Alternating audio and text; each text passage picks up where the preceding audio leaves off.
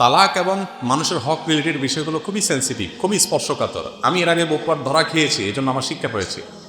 এক ভদ্র মহিলা এসে তার স্বামীর বিরুদ্ধে এমনভাবে আমার কাছে নালিশ করেছে, যেটা শোনার পর আমি আর পারলে ওই স্বামীরে, আমার যদি ক্ষমতা থাকে তাহলে তার মৃত্যুদণ্ড দিয়ে দিই, আমার একটা অবস্থা। এখন বলেছে আমি কি তার সংসার করা উচিত ভাই? তাই বললাম এইরকম মানুষ হলে কীভাবে সংসার করা উচিত কাউ?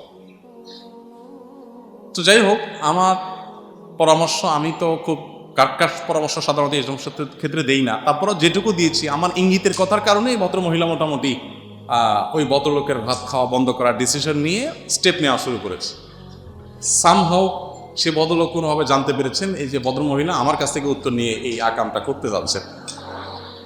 তখন উনি আমার কাছে যখন আসছেন, আমি তো রীতিমতো হয়ে গেলাম, খুব অপরাধ বোধ কাজ করলো, হায় হায় কি সর্বনাশ করলাম। ওই ভদ্রলোক বলছে, ভাই আপনি কি জানেন এই বেচারি তিলরে তাল বানায় বলছে বাস্তবতা এইটা। তো পরে আমি তওবা করে ওই ভদ্রমহিলার কাছে আবার বার্তা পাঠানোর চেষ্টা করলাম যে বোন, দুজন একসাথে আসেন, দোনো আসামি একসাথে আসেন, তারপরে আলাপ হবে ইনশাআল্লাহ। তো তালাকের বিষয়গুলো খুবই জটিল এবং স্পর্শকাতর, এবং একটু ভুল কিছু হলে অনেক সর্বনাশ হতে পারে।